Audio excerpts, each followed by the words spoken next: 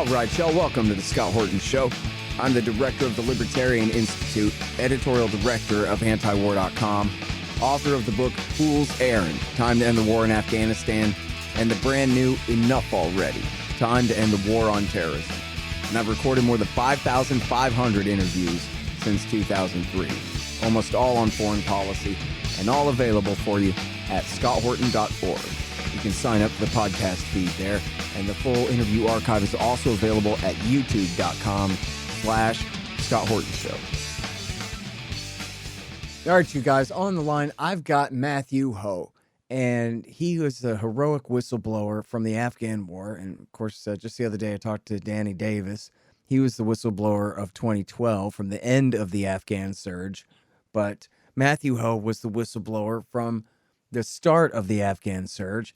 He had been a captain in the Marine Corps, decorated hero from Iraq War II, and that's for saving guys in the war. And then went to work for the State Department, was part of a provincial reconstruction team in Afghanistan. And for those of you who don't remember, or to remind those who do, in the year 2009 was a massive public relations campaign by the Pentagon to force Obama, that succeeded in forcing Obama into escalating the war by 70,000 troops and a massive air campaign and all the rest of it, known as the Surge under Generals David Petraeus and McChrystals. And Matthew came out in, I forgot what month, late summer of 2009, and said, scratch the needle, off the record, hold it right there, don't do this. It's not going to work. And he even got his boss, the ambassador at the time, who had previously been a general in charge of the war, General Eikenberry, to support him as well. And Obama, of course, took the coward's way out and rolled over and escalated the war. And then now here we are 12 years later and lost anyway. Welcome back to the show. How you doing, Matthew? Good, Scott. How are you? I'm good. I'm real sorry that everybody didn't listen to you back then. I listened to you back then. I was one of the ones who did, and you know what, a lot of people did, but it wasn't enough. But so take us back to then, if you could, to 2009 and what you were doing in Afghanistan and what you were hearing on the radio and what it was that made you decide to do what you did. So I was a political officer in Afghanistan. I got there in April of 2009. I resigned 5 months later in protest over the escalation. So I was there because of the American escalation of the war, the pivot from Iraq to Afghanistan that begins in 2008, basically. Barack Obama comes in and the war is greatly escalated, and counterinsurgency strategy, which had won the war in Iraq. Remember that? They had won the war in Iraq. Yeah, General Petraeus had taken over Central Command. And there was this belief that if we did what we did in Iraq, that Afghanistan would be another W, another check in the win column for the Pentagon and the White House. And then, the State Department, CIA, and everything else. And so, Barack Obama comes into office, and there's about 30,000 U.S. troops in Afghanistan, about a third or half that many NATO troops, about an equivalent number of contractors. And, as we know, within a year and a half, that's grown to 100,000 American troops, 40,000 NATO troops, and more than 100,000 contractors. So you're talking about the United States puts a 250,000 man army into Afghanistan. These ideas circulating around now that we didn't do enough, we never had enough troops. We had a 250,000 man army in Afghanistan. There's no getting around that. Spending $120 billion a year on the war. But anyway, what I saw though was I have been in the Iraq War twice. I have been worked on Iraq issues at the Pentagon and the State Department. And, what I saw was that the Afghan war was fundamentally no different than the Iraq war, that anything that had been said, and at that point, I was a pretty solid counterinsurgency guy. I was committing myself to being an officer of the empire, and I thought this was a way to help benefit the United States, the countries we were occupying, and, the international world order and fate of humanity or whatever. I'll take that on myself because I did believe that to a degree. I thought that what we would do in Afghanistan would be similar to what we had done in Iraq, starting in 2006, 2007, 2008, listening to the grievances of the Sunnis in Iraq, right? Allowing the Sunnis to regain control of their own cities and towns, putting the Sunnis in charge of the security forces in their areas, bringing the Sunnis back into the government, allowing the Sunnis to get a cut of the government revenue, right? I thought that's what we would be doing in Afghanistan with the Pashtuns. And, I based this on things I knew, people I knew. General Petraeus basically says this in the fall of 2008 when he takes over Central Command. So I guess I was really quite naive. I mean, certainly I understood what had happened with the U.S. over the course of its history, in terms of its empire, its colonialism, its imperialism, whatever words you want to describe it. But I failed to, see that line of continuity that connected all the events that made whatever we were going to do in Afghanistan no different than what we had done in the past. And so, yeah, in spite of all these things being said about what we were going to do, how we were going to end the war there, we were going to bring the Pashtuns, we were going to into the government, we were going to address the grievances that caused so many people to join and support the Taliban, just as so many people had joined the Sunni insurgency in Iraq, insurgency I fought against. Because of grievances that they had, legitimate grievances. Yeah, but as soon as I was there, it was pretty apparent that that's not is what's going to happen. That's not what it ever was going to be. That a reduction in violence with the Sunnis in Iraq was an aberration, a temporary event, really something that just kind of happened because the United States was out of any other options in Iraq. So at least, well, maybe we may well start talking to these people who are fighting, and it turns out, hey, if we listen to them, they'll turn on Al-Qaeda quicker than anything else, and they'll work with us, which is what happened in Iraq for a period of time until, as everyone knows, the Sunnis were pushed aside, preyed upon, right, made put in a position where they had to fight once again to protect themselves and their communities from predation by the government in Baghdad.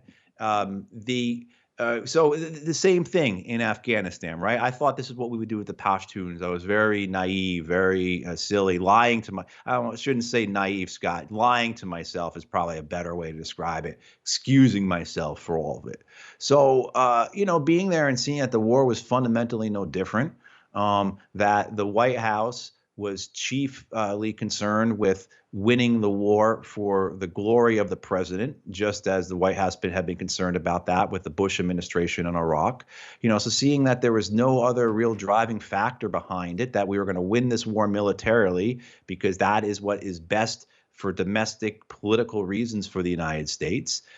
Seeing the corruption, the fraud, seeing I was there for the presidential elections in 2009. I was on an Afghan army base at that day at one point, and just seeing these soldiers stuffing ballots, for Karzai, right in front of me, I mean, like, hey, come on, guys, I'm a State Department political officer. Shouldn't you guys at least do this in a different room? Like that kind of thing. Nah, there's no need for that. That's the way this thing is rolling, I mean, so, the fact that, as we've seen the evidence and the reality this past week with the Taliban winning the war, at least, or I should say winning this phase of the war, because I don't think it's done, but winning this phase of the war, there was, I resigned in protest because it was going to be the escalation of the war was counterproductive. It was just going to make the war worse. It was going to push more people to join the insurgency. It was unwinnable, and futile and counterproductive. It was also incredibly immoral because the people we were supporting were warlords. They were the ones who were controlling the drug trade. Maybe they weren't as theatrical in their misogyny as the Taliban was, but they pretty much oppressed women about as much as anyone else in the world is going to do. Maybe they didn't shoot women in the back of the head or stone them in the middle of stadiums, but more or less the misogyny was as brutal there as anywhere else in the world under the the Karzai and the Ghani government. So at that point I was intellectually and morally broken. So by September of 2009, I had resigned in protest over the escalation of the war. Through a bunch of Forrest Gump-like events, I ended up talking to the Washington Post in October. And at the end of that month, the Post wrote a quite large biopic on me, above, front page, above the fold, 3,000 word. And I I think linked to that, that today in my antiwar.com piece, by the way, everybody. oh, So check thank that you. out. Yeah. Yeah. And, I think the point to that, to what you had brought about in the beginning, Scott, here, of this talk right now, just a few minutes ago, was that, no one listened to me. And the thing it's not that, Scott. It's the fact that lots of other people believed it but didn't do anything or went along with it. I mean, so when I write my resignation letter, I send it around to my counterparts in Afghanistan. And I was a political officer, so I was in the State Department's officer for a province in southern Afghanistan, in Zabul province next to Kandahar. So I send it to my counterparts in Kandahar, Helmand, Oruzgan, Nangarhar, Kunar, and Nuristan. And I know all those people. And if anyone knows what those names represent the most violent provinces in Afghanistan, with the exception of leaving out Ghazni and Patika and a couple others, in 2009, 2010, real strongholds of the insurgency, if you will. And not one of those people say to me, "You're wrong. You got it all wrong." In fact, they say, "Absolutely right. Good on you." I remember one of my counterparts, a guy who was political officer in Kandahar, said, "You know what, Matt? If I were you, if I didn't have two kids going to college soon, I'd do exactly what you would have done." Goes to the embassy, same thing. All throughout the embassy, the people in my office, the provincial affairs office, we were the office that had people out in the provinces, embedded with the military on provincial reconstruction teams, et cetera, working with the governors, same thing too. All those people there supportive, with the exception of a lady who just taken it over, who General Petraeus had put in charge over there. She was just a complete flunky, a complete people who groupies for rock bands were less enamored than this lady was of General Petraeus and General McChrystal and all the coindinistas. Remember that term, the coindinistas? Oh, yeah. Right? Yeah. So yeah, I mean, but it goes on. I mean, I relate this to say that there were lots of people who agree with my assessment. The deputy ambassador in Afghanistan, a guy named Richard Adoni, who became Turkey's who had been the ambassador of Turkey and other places, he says to me, "Matt, I've got two middle-aged children. I completely agree with you. There's no way." Or, "I've got two military-aged children. Completely agree with you. No way I am letting my children fight in this war." Carl Eichenberry, of course, agrees with me. His cables are leaked about it. Then, of course, a month or two after his cables are leaked, Eichenberry testifies for Congress and says, "Oh, I totally agree with the strategy." Meanwhile, in cables, this is in writing, he is clear that this will not work. A month later, 2 months later, in front of Congress, he says, "Oh, no, I'm completely on board." I mean, this goes up the whole, I knew the guy who was the political advisor to the, at that point, it was a German general who was in charge of NATO, the 4-star general. And this is in Brussels. And Jack tells me afterwards, he said, "You know what, Matt, when General McChrystal's plan in summer of 2009 went around Brussels, went around NATO headquarters to, it was passed around. Everybody disagreed with it. Nobody said it would work. But you know what? When the routing sheet came through to check off your name to whether or not you agree with it or not, everybody checked off, and so you get to the point of all this. I'm sure people at this point are like, "Jesus fucking Christ, stop talking about how smart you were, Matt, and however, let's give this guy a gold watch and a parade." I mean, that's not the point. When I get to, after my story is published in the Post, I say to Karen DeYoung, who wrote the story, who had been Colin Powell's biographer, traveled with Secretary Clinton, associate editor at the Post, a big deal, like not some kid who just joined the Post staff that they, signed this story to. I said, "Karen, why did you give me so much space? Why did you put so much capital, right, into this, the weight of the Washington Post into telling my story?" And she said, "You know what, Matt, everyone I asked at the National Security Council, the State Department, the CIA, the Pentagon, et cetera, everyone I asked what they thought about what you said, all of them agreed with you." but none of them will go on record to say that. I mean, so I think, long way, Scott, a long-winded way, but I think I want just to show people, to tell people that it wasn't just a few people who agreed with me. Nearly everyone I knew agreed with me, and no one did anything about it. Hardly any people did. This is what drove Danny Davis crazy. I mean, Danny, when Danny was in Afghanistan for his second time, and the position he had there in Afghanistan, and Danny had a position in Afghanistan for a year where he was responsible for helping them find equipment for soldiers to fight the war. And in that job, he had to go all throughout the country and talk to soldiers of all ranks, from specialists up to three-star generals, all throughout Afghanistan. And so Danny had, I don't know if anyone had a better perspective on what was occurring in 2011 in Afghanistan than Danny Davis did. And, I knew him well at that point. And what he went through, in the sense of talking to people who would agree, who would say this war is completely jacked up, we're losing, there's no way we're going to win, this makes no difference, there's no way the Afghan security forces will ever be able to win this war, on and on and on. And then when time comes, when they're in front of a one-star, two-star, three-star general, they say, everything's going great, sir. Everything's going great, ma'am. No problems. That really hurt Danny, and the way it hurt me, and the way, same thing with Danny Surgeson and others. You see people that just won't stand up, not just for themselves, but for the people that they are supposedly taking oaths to protect. And I'm not talking here about the American people, but I'm talking about their soldiers, their Marines, their subordinates. Yeah, man. Okay, hang on just one second. Hey, y'all, Scott here for EasyShip.com. Man, who wants to use Stamps.com? They're terrible. Their website is a disaster. I've been sending out tons of signed books to donors and friends lately, and it's clear. The only real alternative to standing in line for the 1990s technology at the post office is EasyShip.com. Preparing and printing labels with EasyShip.com is as easy as can be, and they are cheaper and better than Stamps.com. You can even send 100 free packages per month. Start out at scotthorton.org/EasyShip. Hey, look here, y'all. You know I'm for the non-aggression principle and all, but you know who it's okay to kill? That's right, flies. They don't have rights. Fly season is here again, and that's why you need the Bug Assault 3.0 Salt Shotgun for killing flies with. Make sure you get the 3.0 now. It's got that bar safety on it so you can shoot as fast as you can rack it. The Bug Assault makes killing flies easy and fun. And don't worry about the mess.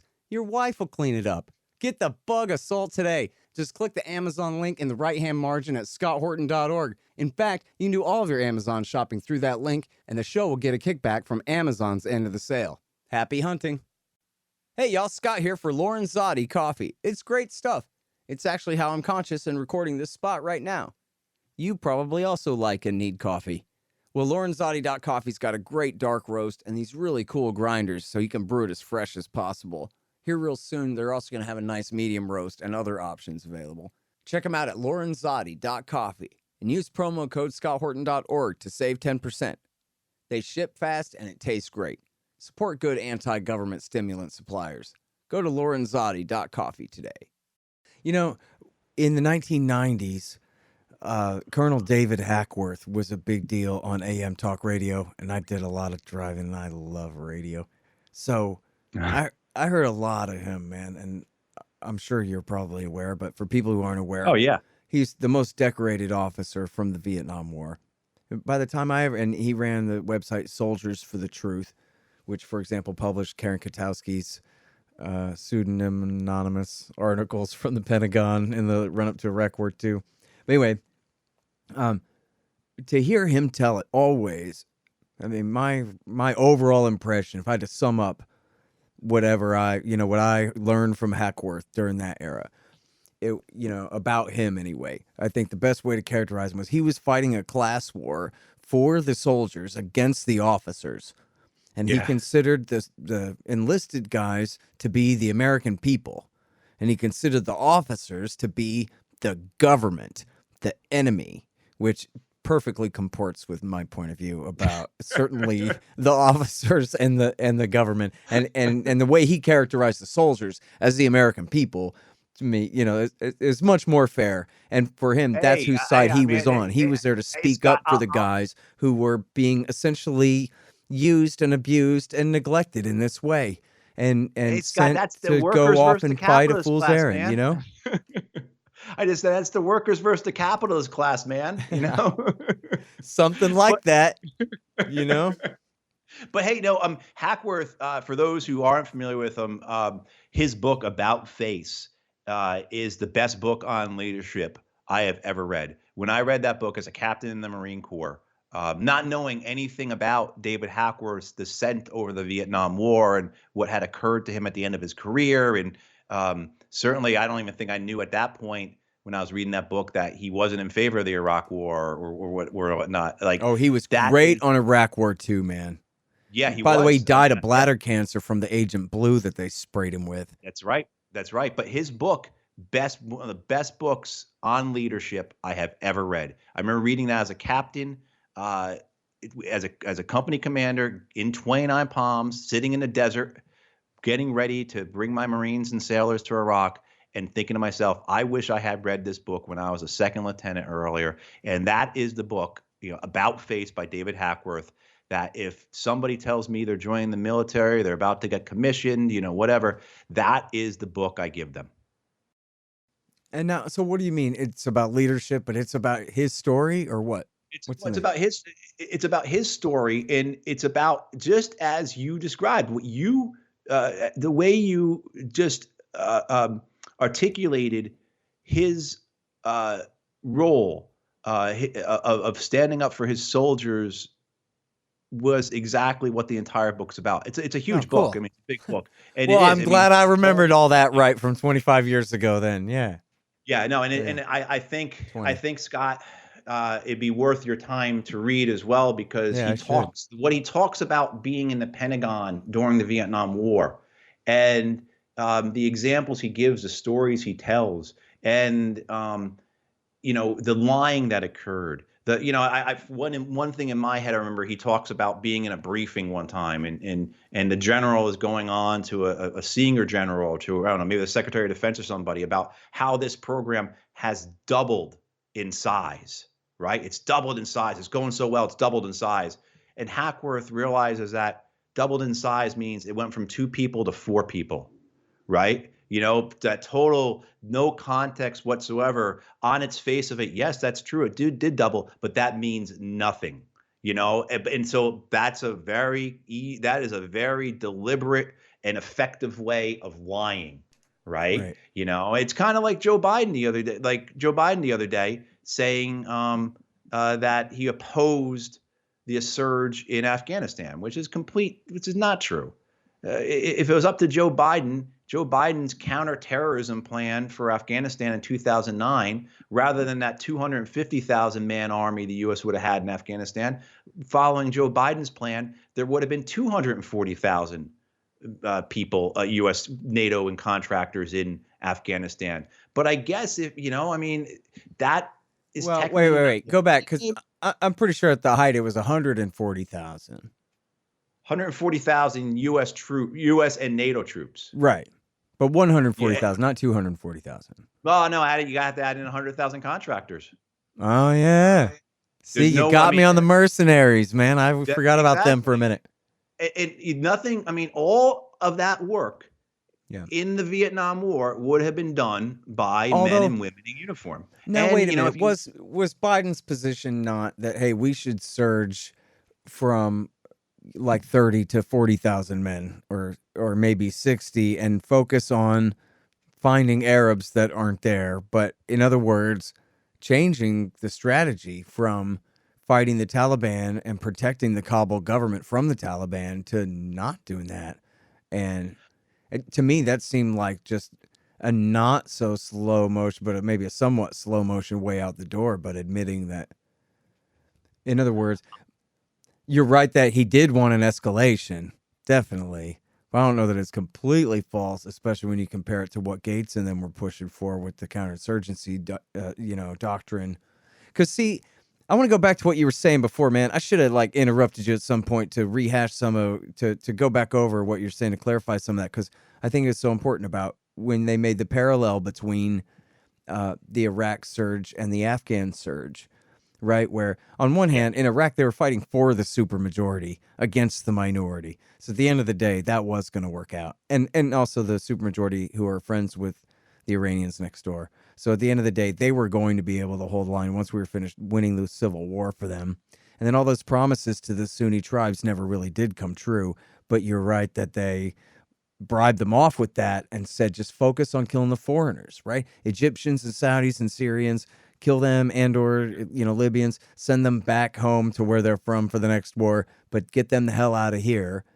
And so but important there, essentially befriending the Sunni tribes, befriending the broad base of the Sunni insurgency, asking them to only marginalize the very margin of them. Whereas in Afghanistan, first of all, they're fighting against the plurality of the country, and there is no supermajority to support. But also, they're not even trying to peel away, as the Obama people talked about this, sometimes good Taliban from bad Taliban. If there had been any Al-Qaeda in the country, other than in the propaganda, they could have said, or maybe if they're smart enough, they could have said, okay, if we're, this is what you were saying, if we're trying to replicate the Iraq surge as best we can, that would include now befriending essentially the Taliban, allying with them against any Arabs who might be running around having previously helped them, that now we demand they marginalize. And then at least they would have had that. That was one of the things that you could see, you said, was not happening and made you understand why, if the Iraq surge didn't really work, this is sure as hell not going to work. If that's the way that they're handling it, because that really is the amount of separation between the Taliban and any foreign fighters who are there. But anyway, so that would have been, I don't know if I don't think Biden wanted to ally with the Taliban, but didn't he want to neglect them and just focus on, trying to find any Arab, were there any Arab terrorists in Afghanistan in 2009 and 10 anyway at all? One of my favorite things about foreign fighters is, I don't know if it's a true story or not. I heard it when I was in Iraq my second time, went around on our email, or something like that. Don't know if it's true or not, but a Marine patrol somewhere near Ramadi went to a field, asked the guy in the field, have you seen any foreign fighters? And the guy said flat-faced, yeah, you. Right. So, I could tell you, just so to reinforce Scott's point about what happened with the Sunnis in Iraq, when the Sons of Iraq happened, the Sunni awakening, all that kind of stuff happening, we saw violence drop overnight. We went from having more, we used to have a metric called TICs, troops in contact. And that could be anything from, that's really anything, but any interaction with the enemy is a TIC, a troop in contact, varying levels of how serious it is, how big it is. But anyway, we go from having, around, if I remember right, between 100 and 150 ticks every day in my regiment's AO to having less than 10 a day, literally overnight. When we sent in, when the tier 1 guys went in, the SEALs and the Delta, when our own Marine recon raiders, our own Marine, in-house commando teams went in, because the Sunnis turned on the Al-Qaeda people very quickly. What we were finding was that in cities that were decent sized cities, I was in Anbar, so in the Euphrates River Valley, so about cities like Haditha, Barwana, Haqqaniya, places like that, you're talking about an Al-Qaeda presence that numbered in the single digits. That's how small the terrorists, and I just used air quotes for terrorists, the terrorists were in Iraq. The Sunni insurgency was 98%, 99% composed of Sunni men who were fighting us because we were occupying them. We had usurped their place in their society. We had put in power over them Shia forces or Kurdish forces to some degree that were preying on them, which you could see. Like when I was in Iraq with my Marines in 2006, 2007, the Anbaris were okay with an American Marine going into their house, but were terrified of an Iraqi soldier or policeman who were Shia going into their house. I mean, it was really crazy how, you could see how we had created this this proxy force that was just preying on and brutalizing the population because we were using a divide and conquer strategy, and so we're getting to Biden. I never saw an order of battle in terms of what it would have looked like. I don't think the Biden people ever put it to that level. I don't know if they had anyone who could even think that level, or probably I would seriously doubt they even had anyone who knew what order of battle meant. And I met with Tony Blinken and other members of the vice president's staff in September and October of 2009 after I resigned. And I mean, their understanding what was occurring there was very superficial. So the idea being was that, again, comes into office right away, he sends 40,000 troops to Afghanistan, or not right away, over the course of 6-7 months, sends 40,000 troops to Afghanistan, American troops. And then there's this surge debate, right? Remember August 2009, General McChrystal writes his letter, we're losing this war, and then becomes the great surge debate.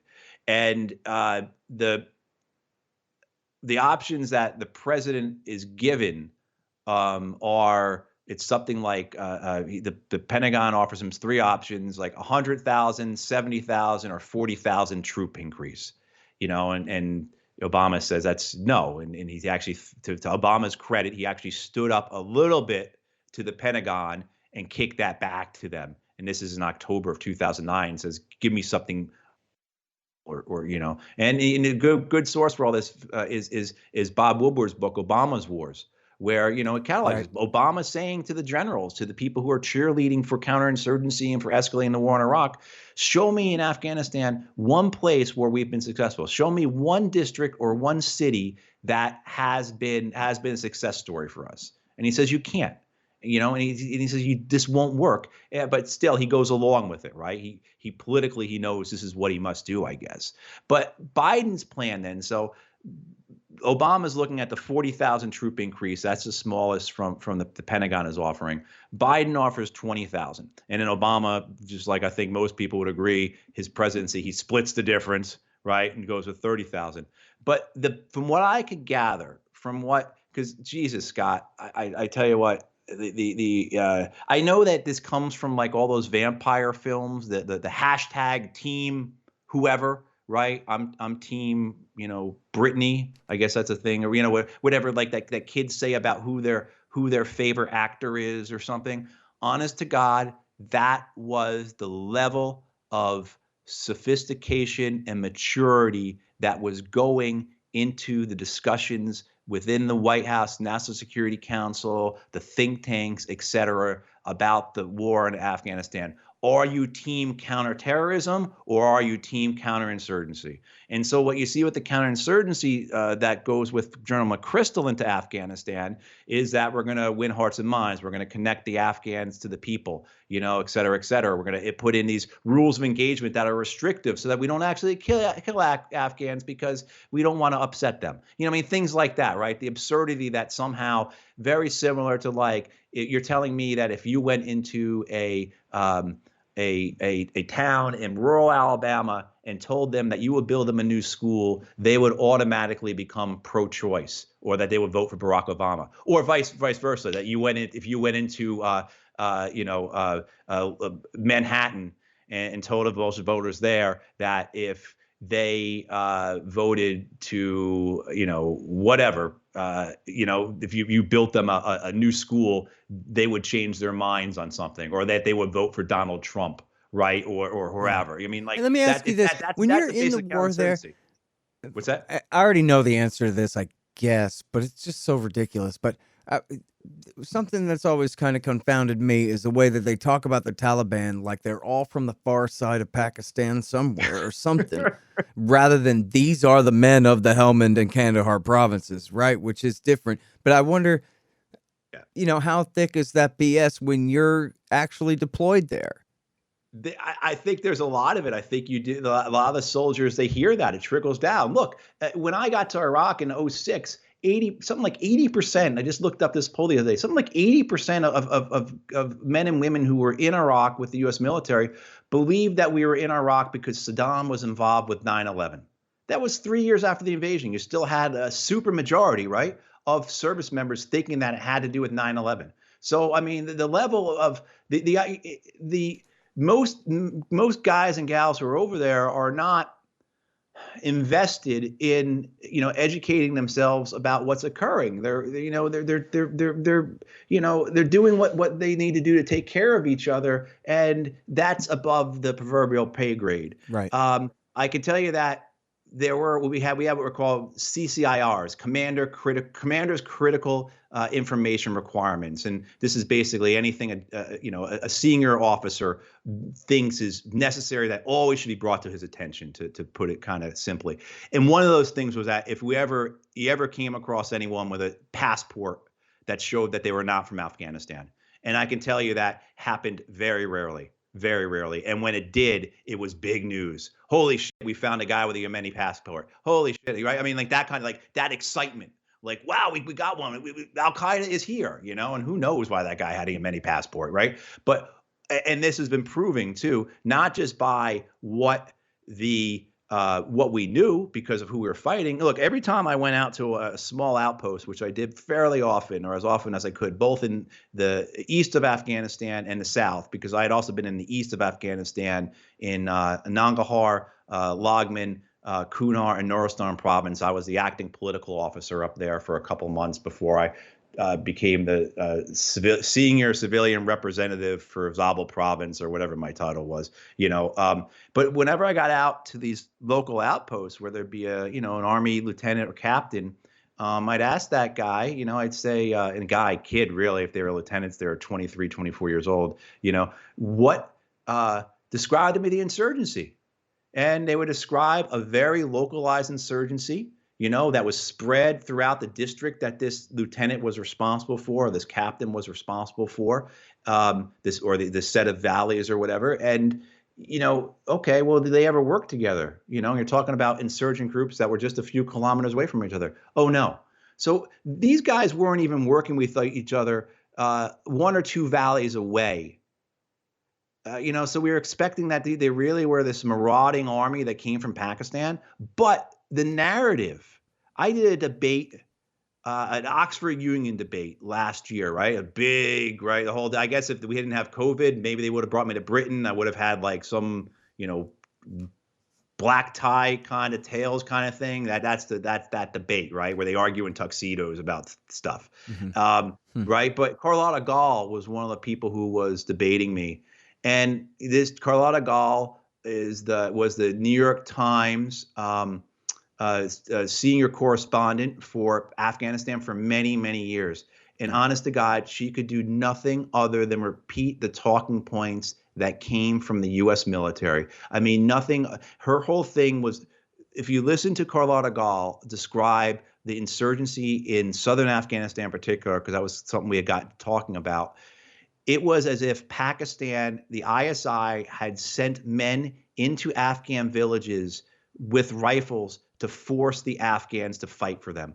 That's not a figurative statement. That is nearly literally the way she described the war. So this mania, the hysteria about Pakistan, I'm not saying Pakistan wasn't involved, but it just was completely belied, was just not true. It was undone by any evidence of who we actually were fighting.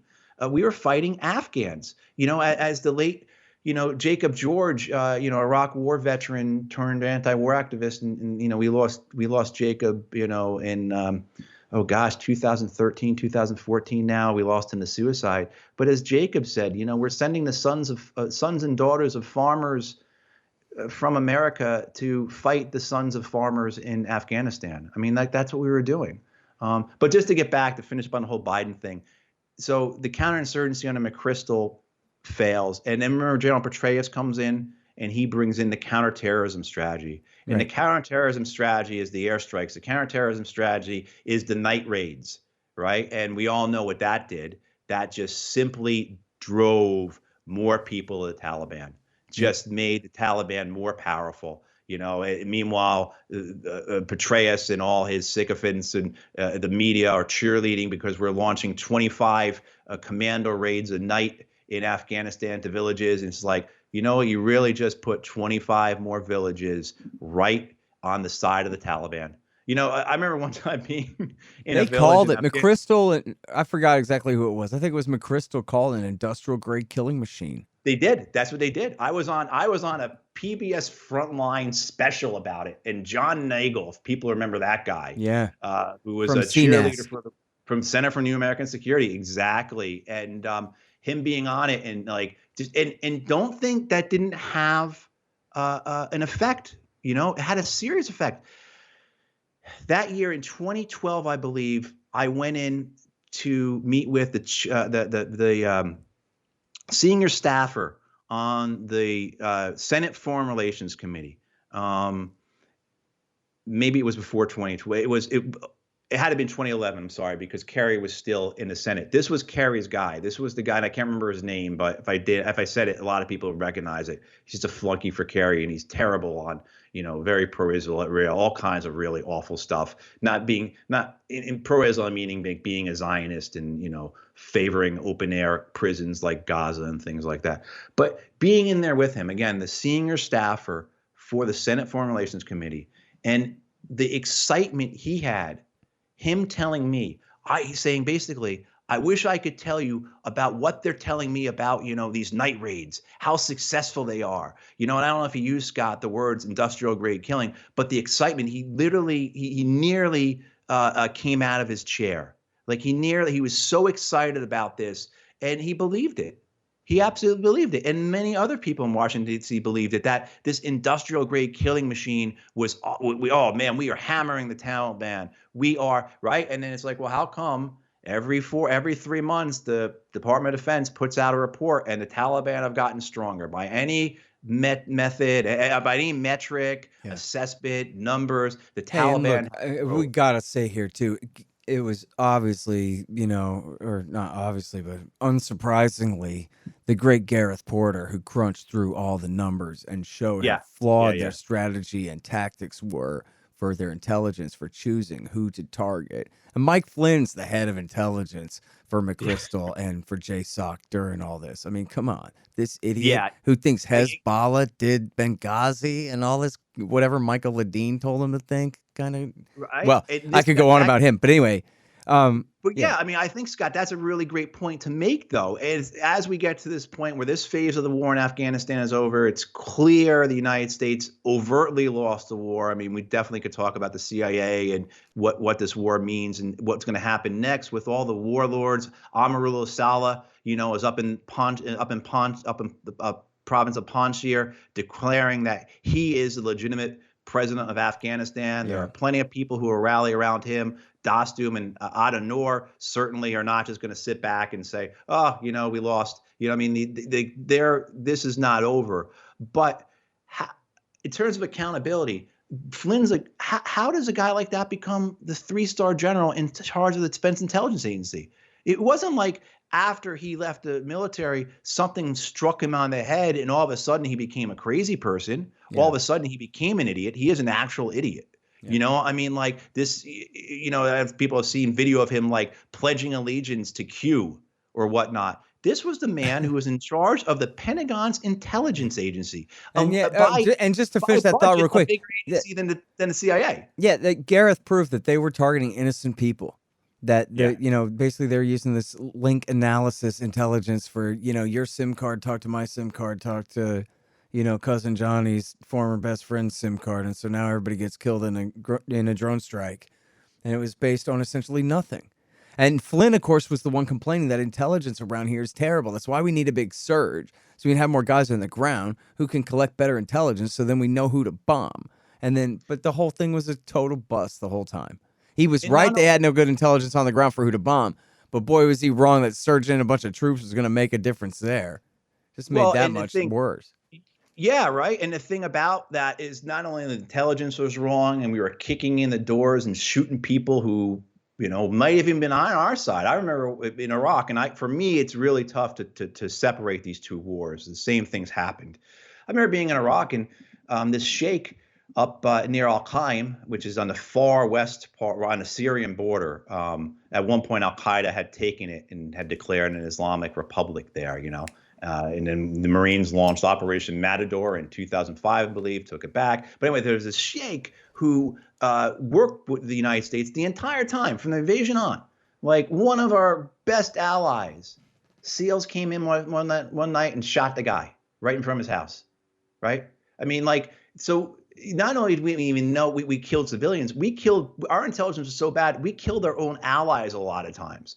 But to the point beyond that, which you can say, okay, that's excusable, fog of war, friction, whatever. I mean, go ahead and make your excuses for it. But when it comes down to it, what we also knew was that when our strike forces would come through, a task force would come through, because like when I was there in 2009, there was, and I can't remember the numbers. The task forces always had numbers after their names, like 373 stands in my head and everything. I can't remember the one task force that came through Zabul. I remember working with these guys, Delta guys. They come down, they kind of, and they're getting ready to come to your province and kill a lot of people, right? And they'll come with more aircraft, more drones, but they also come with their strike forces, the commandos.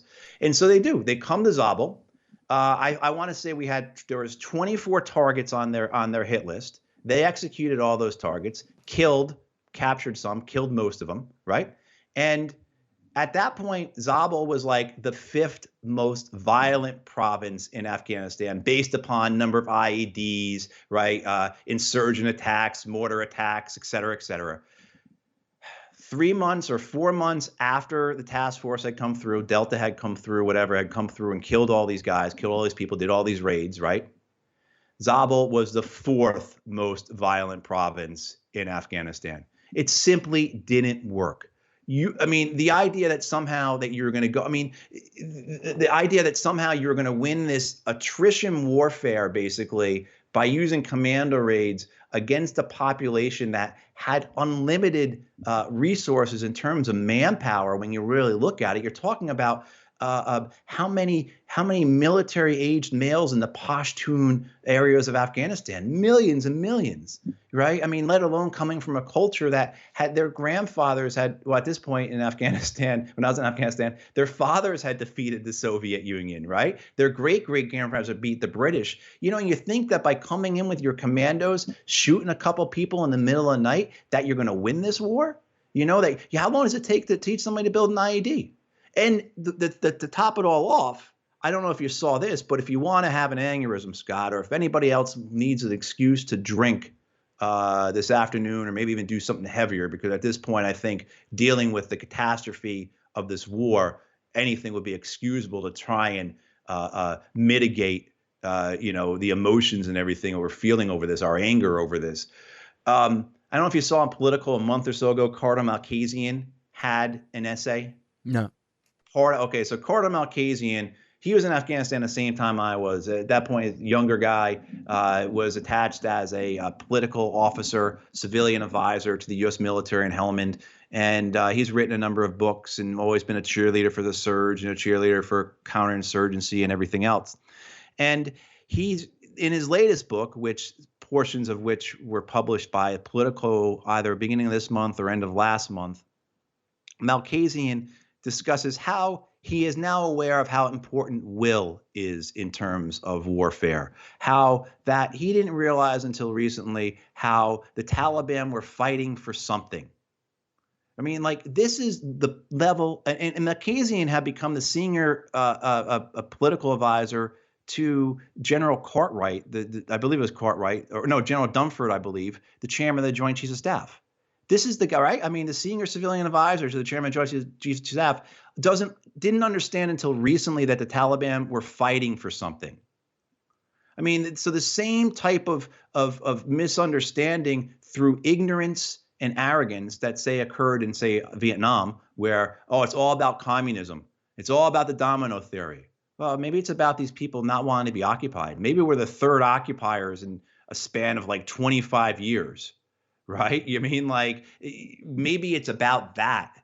But that's the type of people who, this inability to think critically, but also to be honest, just for lack of better word, the dumbness again, the fact that you could look at something and say, hey, we launched these operations, right? And the result is the Taliban got stronger. The result is the Taliban is, use one metric. The Taliban is putting more IEDs in the road than they did previously. Okay, it didn't work. But somehow these people can contort themselves to believe it did work. It's tremendous. And what you had is what I said earlier. There are so many people who knew it wasn't going to work, who didn't believe it was working, knew it was wrong, and didn't say anything. But the problem is they are counterbalanced by these individuals who believe it is working and who will do anything, who because they believe it's working, that puts them in a better spot when it comes to these celebrity generals, right? When it comes to these politicians, they want yes men, they want can-do people, they want hard-nosed realists, all these, and this is how you get it. This is how you can talk to veterans, who knew that the war in Afghanistan, the war in Iraq, et cetera, was completely effed and there was no purpose in it and no way we were going to win, et cetera, And those are the guys who retired as lieutenant colonels. Those are the Danny Davises and the Danny Surgesons. The two Dannys are unique because they spoke out about it and put their careers on the line and put their necks on the line and everything else. But their opinions were not that different than so many of their fellow officers. Like I described with the reaction I got from my counterparts when I resigned. The problem is that you did have people who believed in it, and those people were the ones who rose to the top because I think that's institutionally that's how it's incentivized. It's the same way too. You can say with our media, why does someone like Max Boot have a column in the Washington Post? Yeah, the guy has right. The guy pretty obvious. Yeah, right. He's a one-note guy on war, and it's the note they're dancing to, And he's been wrong about it over and over again, right? So you would say, okay, the Washington Post would select somebody who was, oh yeah, he was right about this, he was right about that. Oh man, that was really prescient. This guy's got a crystal ball, Max Boot, complete opposite. But exactly, he's their guy. He's going to say what they agree with. He's going to help, and that's what you get when you have when you have a war launched like the Iraq War for political purposes. The political generals are going to rise. A guy like General Petraeus totally lies about what's happening in Mosul, right? When 82nd Airborne, or 101st, I can't remember now, whichever Petraeus had when he was in command at Mosul in the first year or two of the war, when they leave and the unit comes in to take over from them, everything that Petraeus and his people were saying about Mosul was not true. They were fudging the numbers. Petraeus then goes down to what we call Minsticky, and I won't try and remember what the acronym stood for, multinational something training command in Iraq or something like that. But he's in charge of training all the forces, right? All the Iraqi army, Iraqi police forces. This same time that the Iraqi civil war really picks up speed and becomes genocidal, basically. And, Petraeus is the one who is arming these units that are committing and carrying out that genocide. Yeah. Not to mention. And when you talk about the guys in Mosul, those 100,000 weapons. Yeah, the guys in Mosul, those are all the Sunnis that when you say then it all failed, that means they all went and joined the insurgency with all the weapons that he gave them. Then he went to train, when you're talking about he went to train the Shiite army, that's the other side of the Civil War. He went from training one side to the other without skipping a beat. Yeah, and he lost what? Please remind me. You probably knows better than I do. He lost what? 300,000 rifles and pistols, or 400,000 rifles and pistols. Or I don't know exactly, but it was a massive debacle for sure in Mosul. Yeah, and he gets promoted because he's willing to write an op-ed in the Times or the Washington Post on the eve of the presidential election in 2004, saying about how important the Iraq war. He's willing to write an op-ed in one of the two largest newspapers in the United States as a general in the United States Army, basically supporting one presidential candidate over another. And he gets promoted for it. So that's how this works from the very top. And you can imagine, below, it's the same thing, just on lower degrees, lesser degrees, right? Yeah.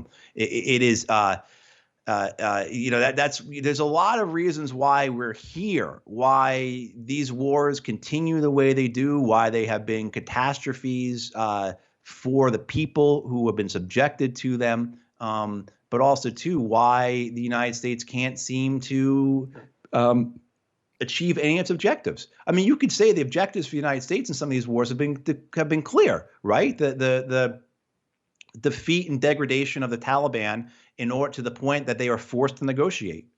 Clearly, the United States did not meet that goal. That was the goal of the American policy, military victory, and how come it was allowed to continue like that for, not years, but decades, and you can point to the fact that, well, I mean, hey, look, we've got political generals and they rise to power because they're political generals and they want to become not just political generals, they want to be celebrity generals. But then everyone underneath them is going to mirror that. And, getting back to Danny Davis, that's a lot of what Danny Davis witnessed and went to Congress to talk about. Yeah. Well, and just think about the lack of accountability now and forever for these people. I mean, they can spin it all. They're spinning it all now as, well, the problem is Trump negotiated our way out of there. And then Biden followed through on it, and that's bad. But that's all you need to know about anything that's bad. Other than that, it was great, or it was going to be great, or it should have been great, or it's nobody's fault, or somebody else's fault that it wasn't great, or some kind of thing. Seems like they're going to stay with that. Nobody's in trouble.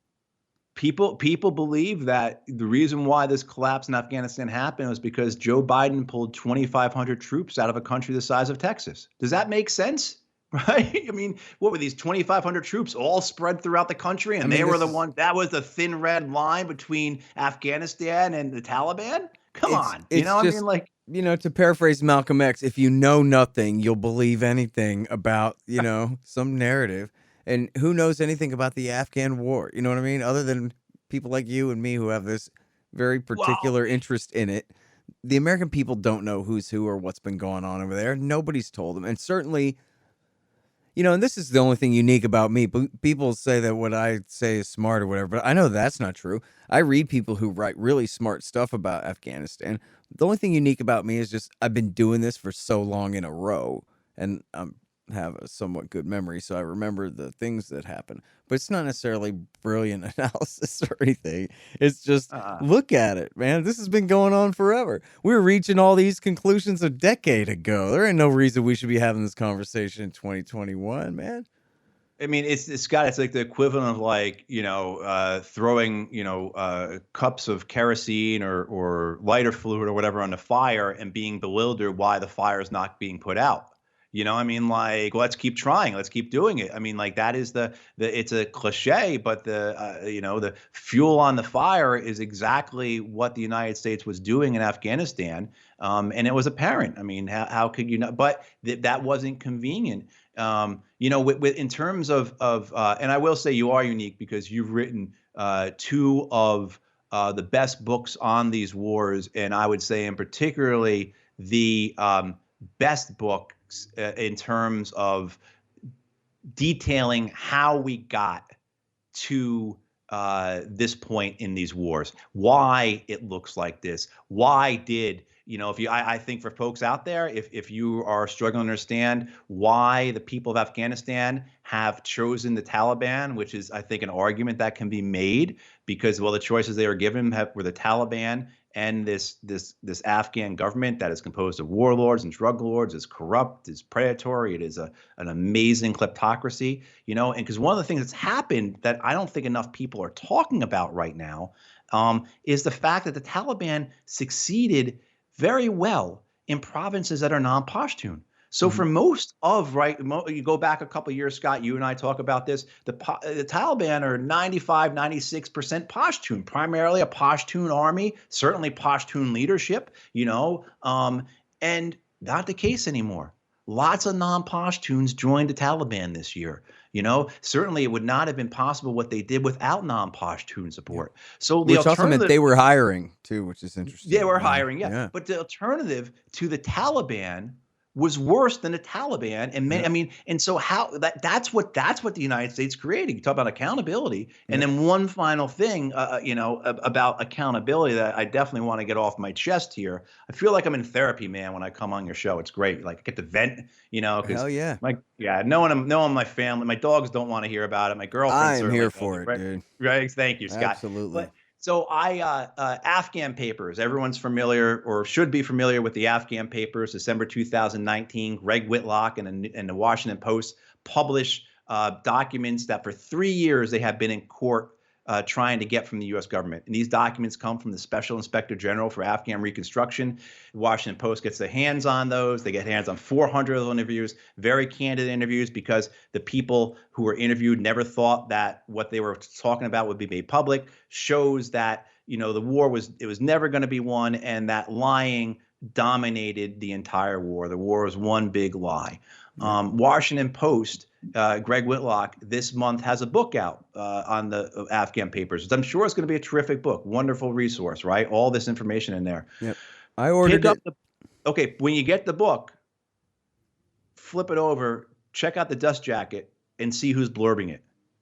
The people who are blurbing that book are the Pentagon correspondents, guys like Tom Bowman from NPR, women like Barbara Starr from CNN.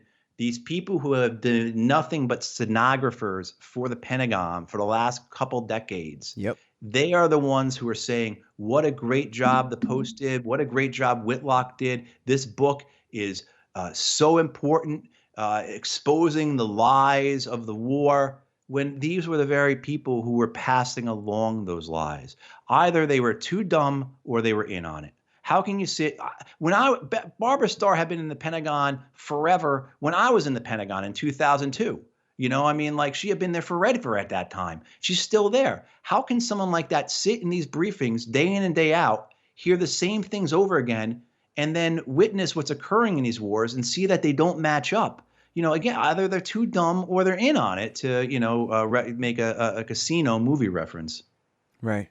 Yeah. I mean, what courage for them to come forward and say, oh, yeah, no, I stand by my friend's reporting here. It's great.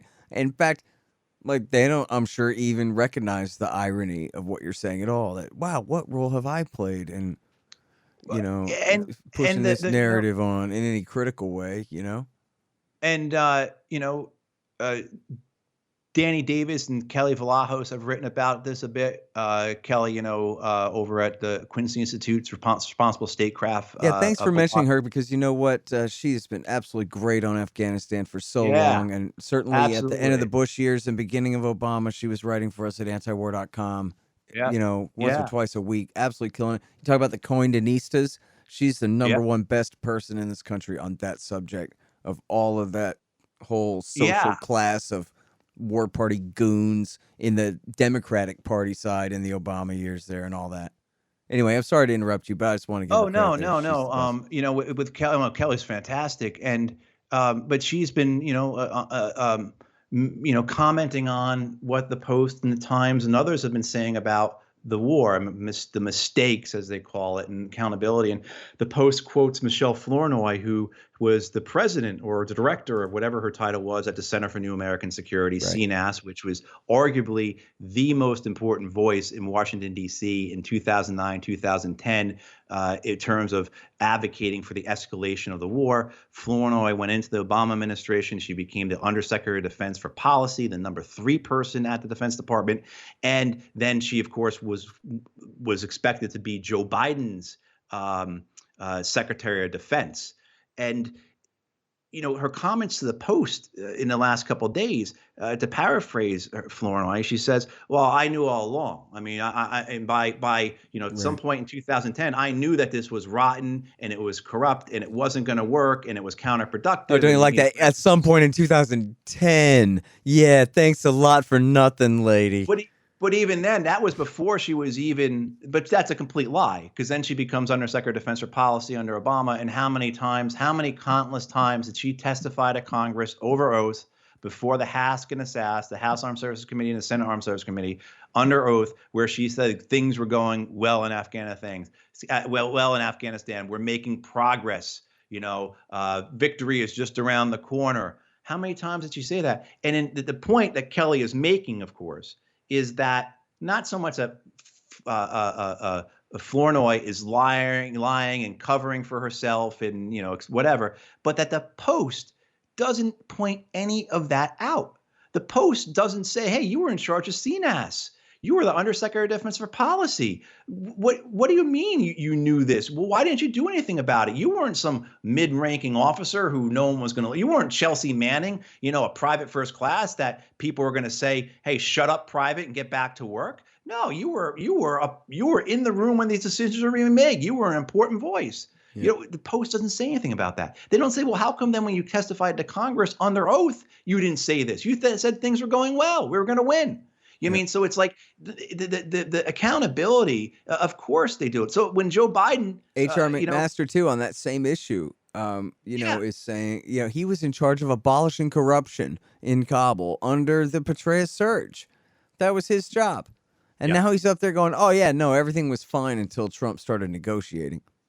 That's right. Exactly. I mean, and this is why Joe Biden, it's so important. Hey, you may be saying, "Hey, Matt, you're nitpicking about what Biden said about his opposition to the surge and 10,000 troops less and everything else." But no, the point is the issue is that the president of the United States has the complete confidence to get on the television, address the American public about an issue that has destroyed millions of lives, and so just easily lies about it. Just says, "Well, I'm just going to say I opposed it." And he gets away with it. It's okay. And knowing he would get away with it. I mean, he knows he didn't oppose it unless he's that senile, which I don't think he is, but he knows he didn't oppose it.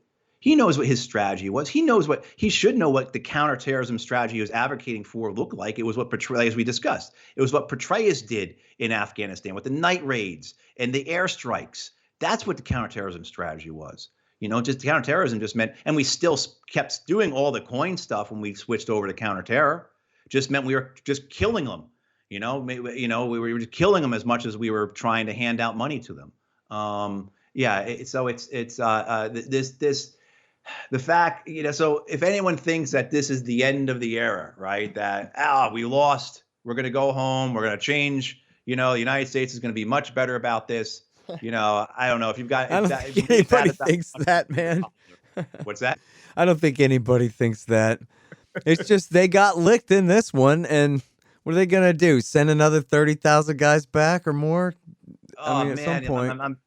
Scott, man, I'm getting triggered by so much stuff. I remember listen to this trio. I used to be on MSNBC a lot in 09, 10, 11. And at one point, I was with these two other guys all the time. One with Tony Shaffer, who I don't know if folks remember Tony Shaffer. He was a DIA officer who went to Congress saying, "Look, the DIA and the CIA and the U.S. Intelligence Committee had a lot more information about the 9/11 hijackers than they're letting on." So Shaffer was good about that. And when I knew Shaffer, he was really great on the Afghan war. Now he is he's a Trumpist.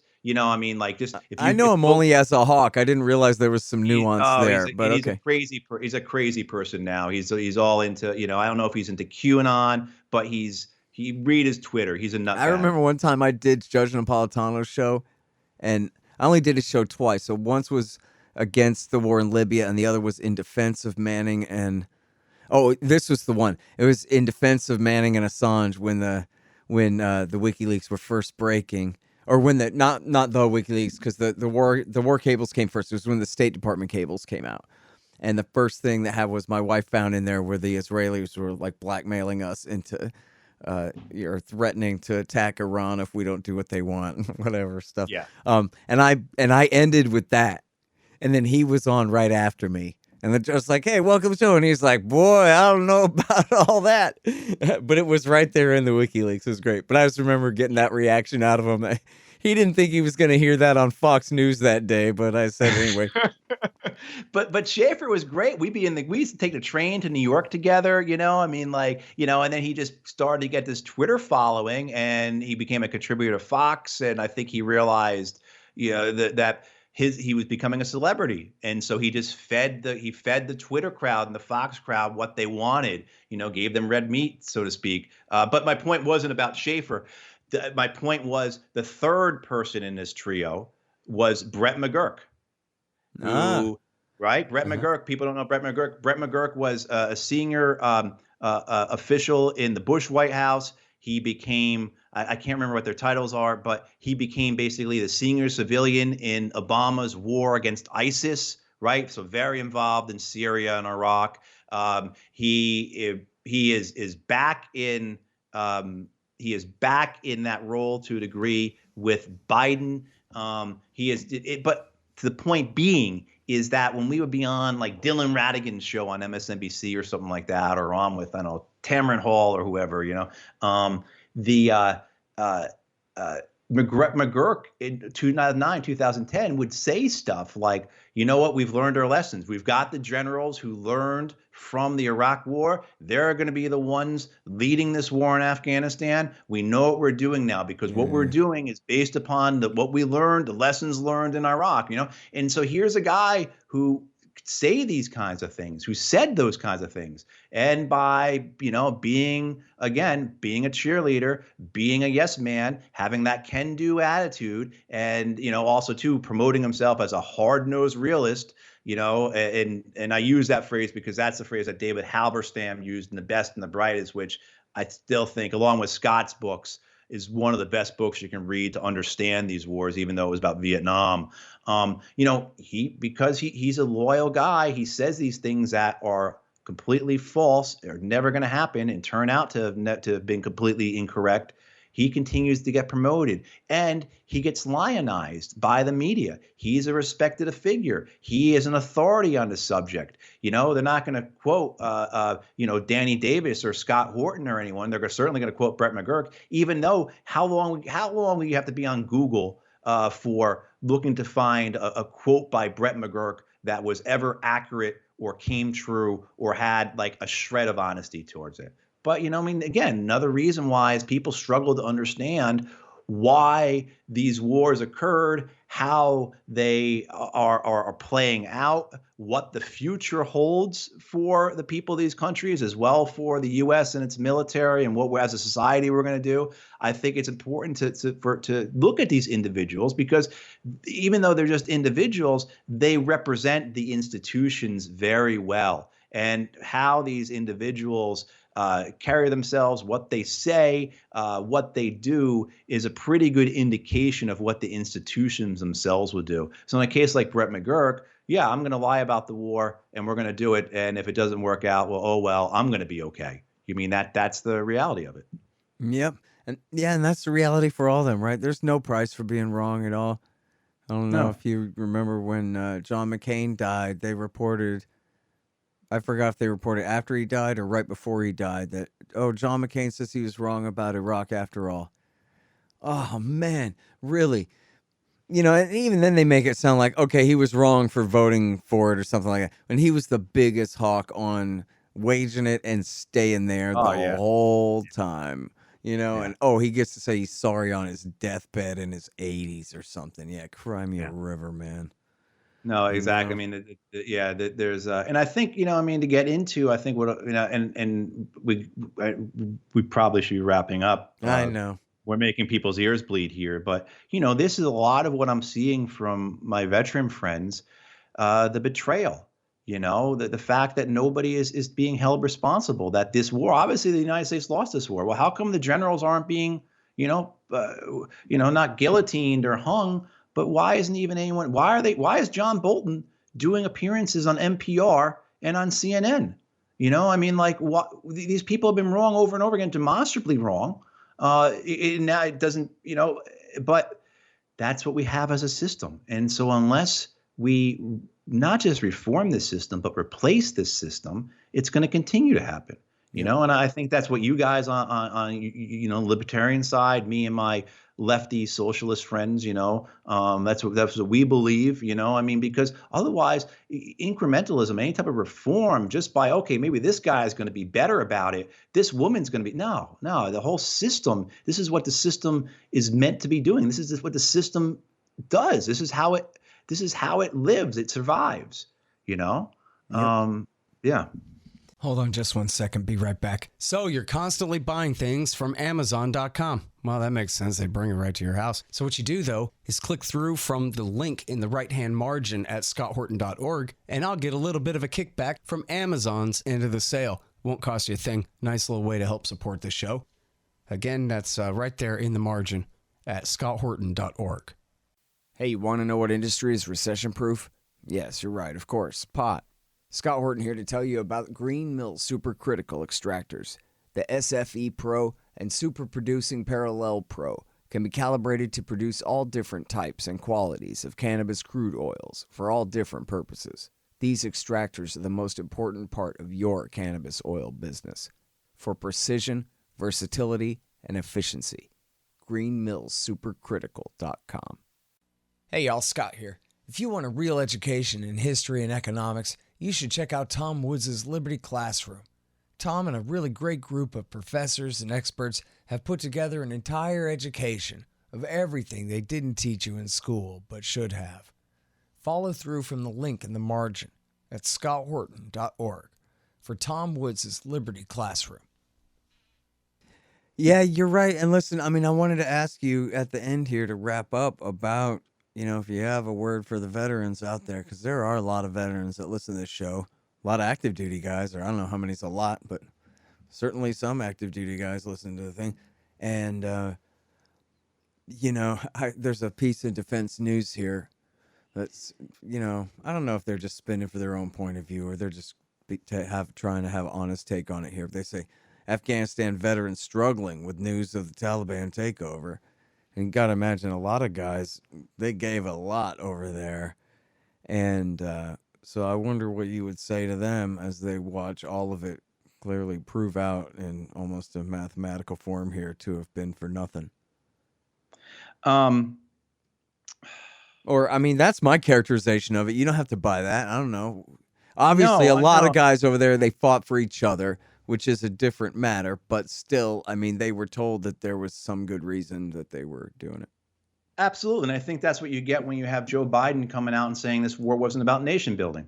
How does that strike these, there's been 2.7 million men and women who fought in the Iraq and Afghan wars, 2.7 million. I don't know how many fought in Afghanistan, how many fought in Iraq, but at this point, it's all intertwined.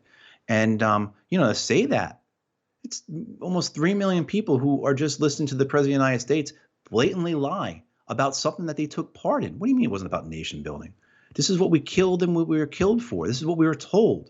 This is what we saw with our own eyes, what we did with our own hands.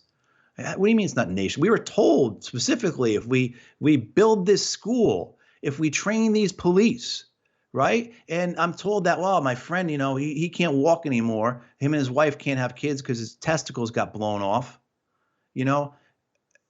That was because he's helping this nation stand up on its own. He's giving future generations of Iraq and Afghanistan a chance that they didn't have without him. All that, it's all lies, all lies. So it's understandable, the anger, and I would say to guys out there and guys and gals out there who are going through this right now, you're not alone in it, and talk about it. Find people to talk about it. I'm on, you can contact me. I know Scott is a great guy. Contact Scott, get hold of me through my website or, talk to your friends. I'm on Twitter now again. God help me. That's something, Scott, with my mental health issues, my substance abuse problems, my traumatic brain injury. Yeah, Twitter is probably the best thing for me, right? But like a masochist, I jump back into that. Well, listen, I got your back, but the right thing probably would be to sign back off, man, to tell you the honest truth. Yeah. And as far as substance abuse, I hope you just smoke weed, man. That's the obvious thing to do. No, we can get into. And I'm not just selling it, Yeah, no, I'm a complete proponent of marijuana. I am a. But you could also, lay off the hard stuff if you can. Yeah. Yeah,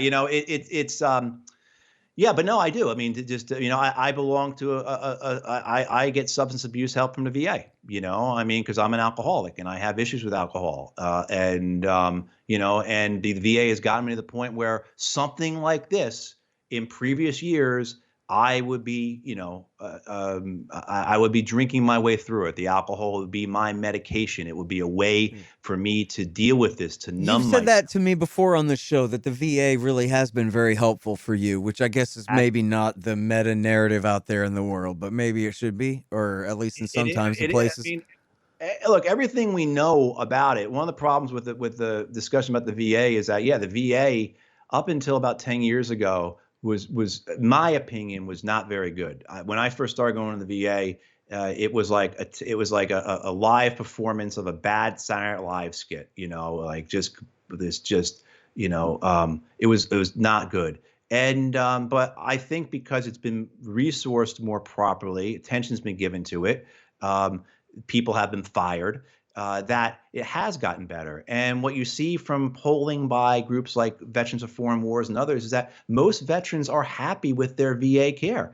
And I can tell you from the suicide data, veterans who are enrolled in veterans health care have a much lower chance of death by suicide than those who are not. And actually, what we've seen with veteran suicides over the last decade, say, is that among veterans who are not enrolled in veterans health care or through the VA, suicide rates continue to climb.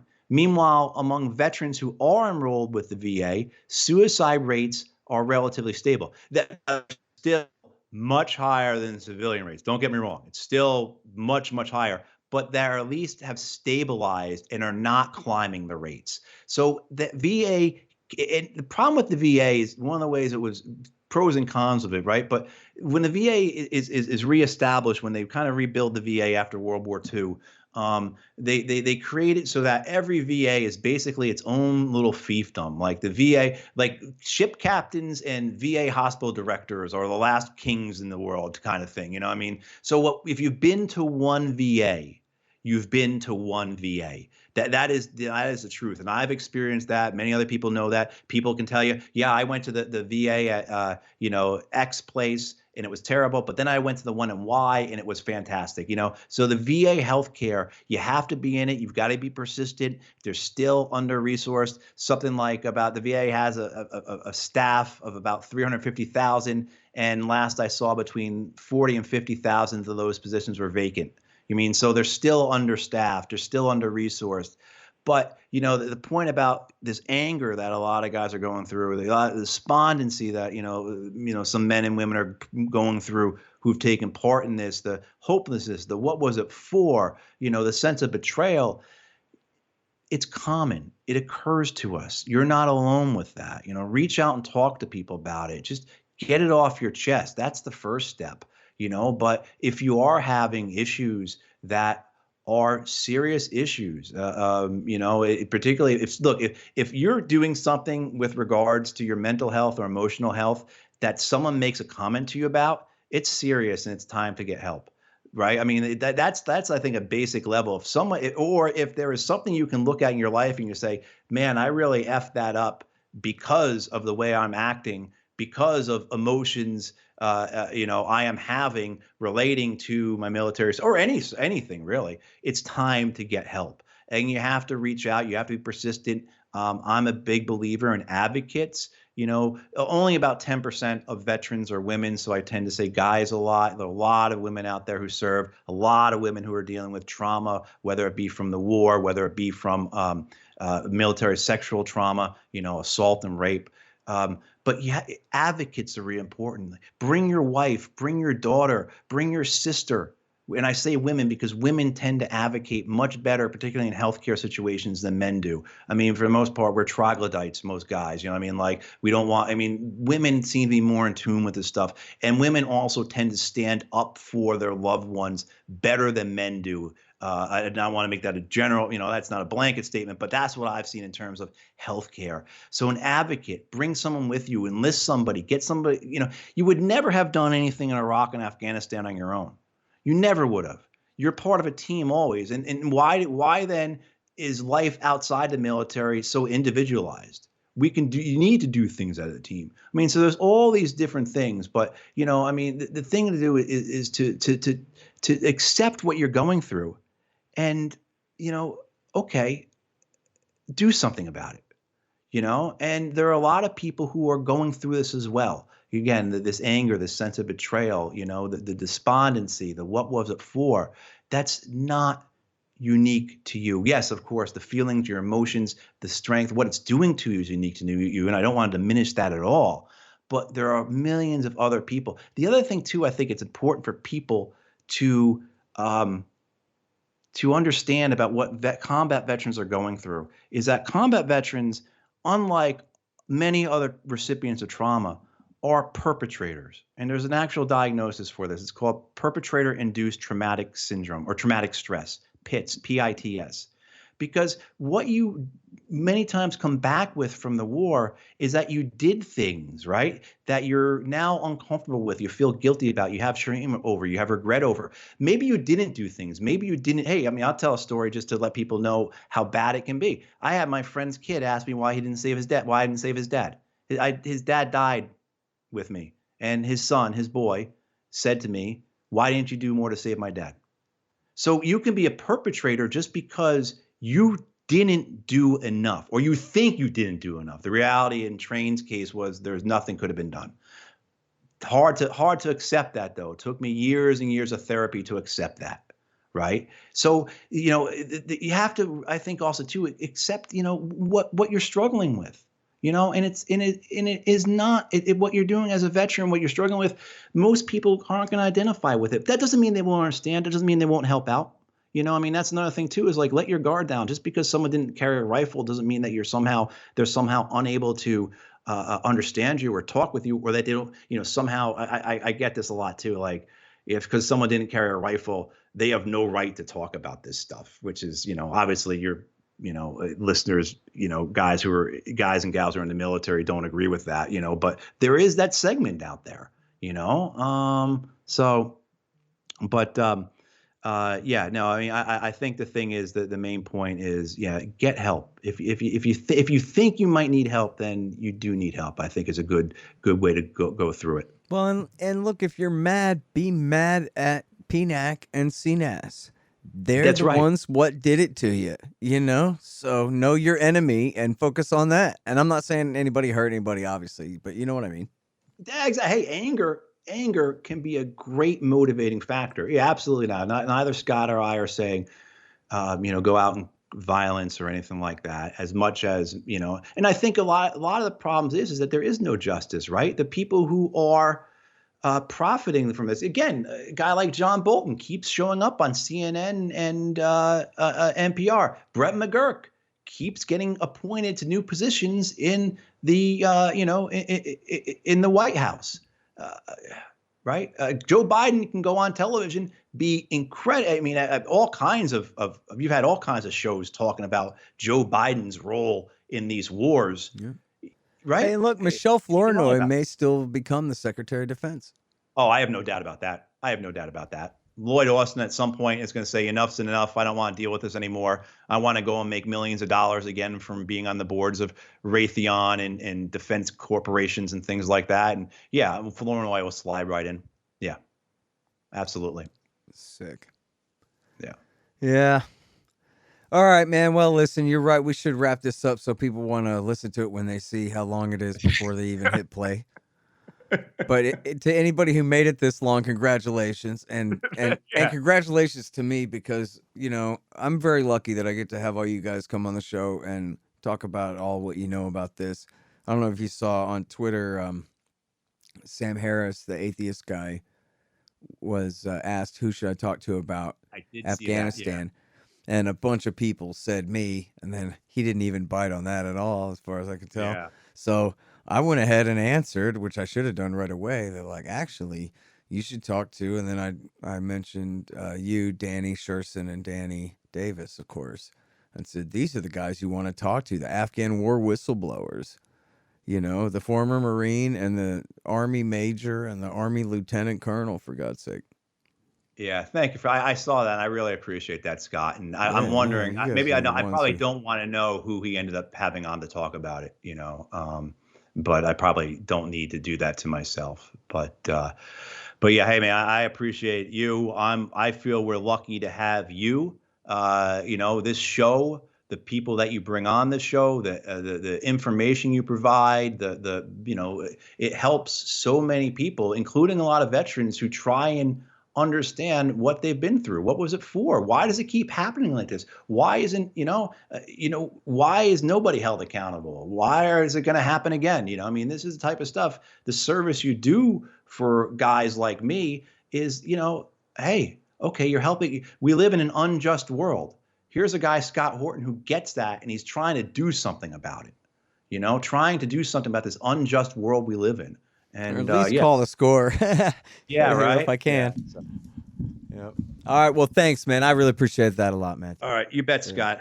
You bet, All right. Scott. See you, man. All right. Bye-bye. All right. That's Matthew Hoh, guys. The Scott Horton Show, Anti-War Radio, can be heard on KPFK 90.7 FM in LA, APSradio.com, antiwar.com, scotthorton.org, and libertarianinstitute.org.